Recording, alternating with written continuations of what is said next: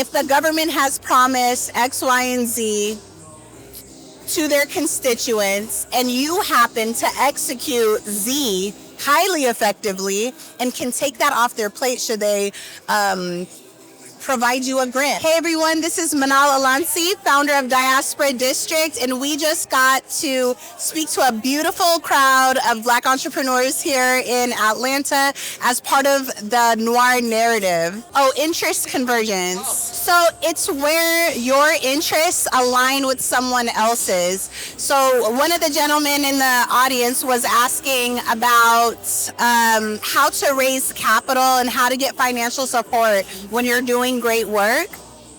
And whether it's public sector or private sector, the key is to understand what benefits both your investors and your desired outcome. So that way you can move forward together. People are not going to be investing in you solely because they believe in your dream. It doesn't work like that. You have to figure out how you are building with investors, both in the public and private sector together. An example that I gave is like in the public sector, if the government has promised X, Y, and Z to their constituents and you happen to execute Z highly effectively and can take that off their plate should they provide you a grant or hire you as a contractor, they are likely to do so to alleviate some of that burden from their staff and still deliver to their constituents. All while now you have the funding and the financial backing to execute what you desired to execute.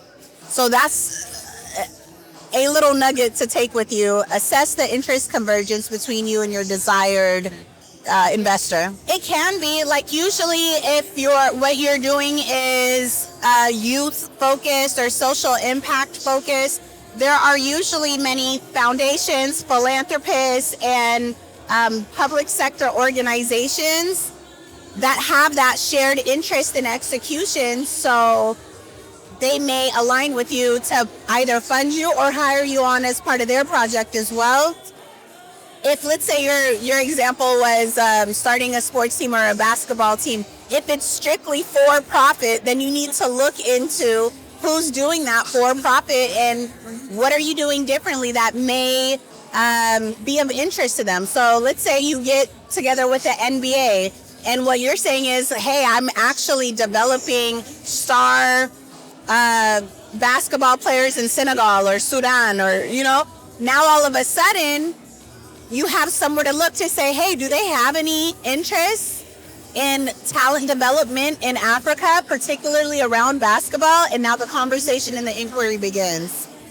My name is Manal Alansi. I am the opportunity architect. I am the founder of Diaspora District and a lot of people's attorney. So you can find me at diasporadistrict.org. This July 24th and 25th, we are holding the Diaspora District Summit in Atlanta, Georgia. And what's really exciting is on that second day, July 25th, we are throwing the inaugural Global Diaspora Day Festival with the city of Atlanta, and we are celebrating all of our diversity and providing an opportunity to connect in culture, community, and commerce. So make it out, diasporadistrict.org.